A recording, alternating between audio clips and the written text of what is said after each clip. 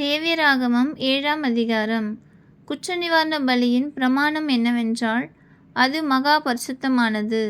சர்வாங்க தகனபலி கொல்லப்படும் இடத்தில் குற்ற நிவாரண பலியும் கொல்லப்பட வேண்டும். அதன் இரத்தத்தை பலிபீடத்தின் மேல் சுற்றிலும் தெளித்து, அதனுடைய கொழுப்பு முழுவதையும், அதன் வாலையும் குடல்களையும் மூடிய கொழுப்பையும் 2 குண்டிக்காய்களையும், அவைகளின் மேல் சிறு குடல்களின் இடத்தில் இருக்கிற கொழுப்பையும், குண்டிக்காய்களுடைய கூட கல்லீரலின் மேல் இருக்கிற ஜவ்வையும் எடுத்து செலுத்துவானாக. இவைகளை ஆசாரியன் பலிபீடத்தின் மேல் கர்த்தருக்கு தகன பலியாக தகனிக்க கடவன். அது குற்ற நிவாரண பலி. ஆசாரியரில் ஆண் மக்கள் யாவரும் அதை புசிப்பார்களாக. அது பரிசுத்த ஸ்தலத்தில் புசிக்கப்பட வேண்டும். அது மகா பரிசுத்தமானது. பாவ நிவாரண பலி எப்படியோ குற்ற நிவாரண பலியும் அப்படியே. அவ்விரண்டிற்கும் பிரமாணம் ஒன்றே. அதனாலே பாவ நிவர்த்தி செய்த ஆசாரியனை அது சேரும். ஒருவனுடைய சர்வாங்க தகன பலியை செலுத்தின ஆசாரியன் தான் செலுத்தின தகன பலியின் தோலை தனக்காக வைத்து கொள்ள வேண்டும். அடுப்பிலே பாகம் பண்ணப்பட்டதும் சட்டியிலும் தட்டின் மேலும் சமைக்கப்பட்டதுமான போஜன பலி யாவும் அதை செலுத்துகிற ஆசாரியனுடையவைகளாய் இருக்கும். எண்ணெயிலே பிசைந்ததும் எண்ணெயிலே பிசையாததுமான சகல போஜன பலியும் ஆரோனுடைய குமாரர் யாவருக்கும் சரி பங்காக சேர வேண்டும். கர்த்தருக்கு செலுத்துகிற சமாதான பலிகளின் பிரமாணம் என்னவென்றால், அதை ஸ்தோத்திரத்துக்காக செலுத்துவானானால் அவன் ஸ்தோத்திர பலியோடே கூட எண்ணெயிலே பிசைந்த புளிப்பில்லா அதிரசங்களையும், எண்ணெய் பூசப்பட்ட புளிப்பில்லா அடைகளையும், எண்ணெயிலே பிசைந்து வறுக்கப்பட்ட மெல்லிய மாவினால் செய்த அதிரசங்களையும் படைக்க கடவன். அவைகளை படைக்கிறதும் அல்லாமல் புளித்த மாவினால் செய்த அப்பத்தையும் தன்னுடைய சமாதான பலியாகிய ஸ்தோத்திர பலியோடே கூட படைக்க வேண்டும். அந்த படைப்பு முழுவதிலும் வகைக்கு ஒவ்வொன்றை எடுத்து கர்த்தருக்கு ஏறெடுத்து படைக்கும் பலியாக செலுத்துவானாக. அது சமாதான பலியின் இரத்தத்தை தெளித்த ஆசாரியனுடையதாகும். சமாதான பலியாகிய ஸ்தோத்திர பலியின் மாம்சமானது செலுத்தப்பட்ட அன்றைய தினமே புசிக்கப்பட வேண்டும்.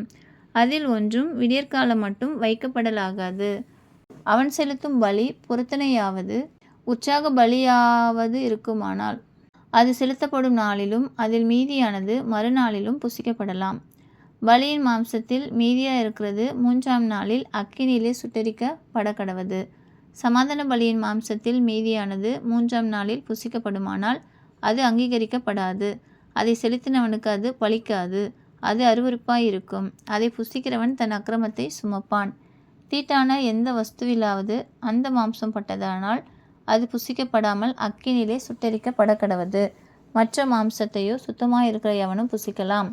ஒருவன் தீட்டுள்ளவனாய் இருக்கையில் கர்த்தருடைய சமாதான பலியின் மாம்சத்தை புசித்தால் அவன் தன் ஜனத்தாரில் இராதபடிக்கு அறுப்புண்டு போவான். மனுஷருடைய தீட்டையாவது தீட்டான மிருகத்தையாவது அருவருக்கப்படத்தக்க தீட்டான மற்ற எந்த வஸ்துவையாவது ஒருவன் தொட்டிருந்து கர்த்தருடைய சமாதான பலியின் மாம்சத்திலே புசித்தால் அவன் தன் ஜனங்களில் இராதபடிக்கு அறுப்புண்டு போவான் என்றார். பின்னும் கர்த்தர் மோசேயை நோக்கி, நீ இஸ்ரவேல் புத்திரரோடே சொல்ல வேண்டியது என்னவென்றால், மாடு ஆடு வெள்ளாடு என்பவைகளின் கொழுப்பை நீங்கள் புசிக்கலாகாது. தானாய் செத்த மிருகத்தின் கொழுப்பையும் பீருண்ட மிருகத்தின் கொழுப்பையும் பலவித வேலைகளுக்கு வழங்கலாம். ஆனாலும் நீங்கள் அதை ஒருபோதும் புசிக்கலாகாது. கர்த்தருக்கு தகன பலியாக செலுத்தப்படும் மிருகத்தின் கொழுப்பை புசிக்கிற எந்த ஆத்துமாவும் தன் ஜனங்களில் இராதபடிக்கு அறுப்புண்டு போவான். உங்கள் வாசஸ்தலங்களில் எங்கும் யாதொரு பறவையின் இரத்தத்தையாவது யாதொரு மிருகத்தின் இரத்தத்தையாவது புசிக்கலாகாது. எவ்வித இரத்தத்தையாகிலும் புசிக்கிற எவனும் தன் ஜனங்களில் இராதபடிக்கு அறுப்புண்டு போவான் என்று சொல் என்றார். பின்னும் கர்த்தர் மோசேயை நோக்கி, நீ இஸ்ரவேல் புத்திரரோடே சொல்ல வேண்டியது என்னவென்றால், கர்த்தருக்கு சமாதான பலி செலுத்துகிறவன் தான் செலுத்தும் சமாதான பலியை கர்த்தருடைய சந்நிதியில் கொண்டு வருவானாக. கர்த்தருக்கு தகன பலியாக படைப்பவைகளை அவன் கைகளே கொண்டு வர வேண்டும். மார்க்கண்டத்தையும் அதனோடே கூட அதன் மேல் வைத்த கொழுப்பையும் கர்த்தருடைய சந்நிதியில் அசைவாட்டும் பலியாக அசைவாட்டும்படிக்கு கொண்டு வர கடவன். அப்பொழுது ஆசாரியன் அந்த கொழுப்பை பலிபீடத்தின் மேல் தகனிக்க வேண்டும். மார்க்கண்டமோ ஆரோனையும் அவன் குமாரரையும் சேரும். உங்கள் சமாதான பலிகளில் வலது முன்னந்தொடையை ஏறெடுத்து படைக்கும் பலியாக படைக்கும்படி ஆசாரியனிடத்தில் கொடுப்பீர்களாக. ஆரோனுடைய குமாரரில் சமாதான பலியின் இரத்தத்தையும் கொழுப்பையும் செலுத்துகிறவனுக்கு வலது முன்னந்தொடை பங்காக சேரும்.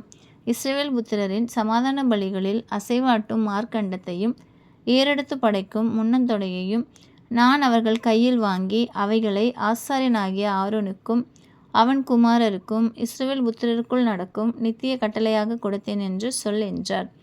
கர்த்தருக்கு ஆசாரிய ஊழியம் செய்யும்படி ஆரோனும் அவன் குமாரரும் நியமிக்கப்பட்ட நாளிலே இது அபிஷேகம் பண்ணப்பட்ட அவர்களுக்கு கர்த்தருடைய தகன பலிகளில் கிடைக்கும்படி உண்டான கட்டளை. இப்படி அவர்களும் இஸ்ரவேல் புத்திரர் தங்கள் தலைமுறை தோறும் நித்திய நியமமாக கொடுக்கும்படி கர்த்தர் அவர்களை அபிஷேகம் பண்ணின நாளிலே கட்டளையிட்டார். சர்வாங்க தகன பலிக்கும் போஜன பலிக்கும் பாவ நிவாரண பலிக்கும் குற்ற நிவாரண பலிக்கும் பிரதிஷ்டை பலிகளுக்கும் சமாதான பலிகளுக்கும் அடுத்த பிரமாணம் இதுவே. கர்த்தருக்கு தங்கள் பலிகளை செலுத்த வேண்டும் என்று அவர் இஸ்ரவேல் புத்திரருக்கு சீனாய் வனாந்தரத்தில் கற்பிக்கும் போது இவைகளை மோசேக்கு சீனாய் மலையில் கட்டளையிட்டார். ஆமென்.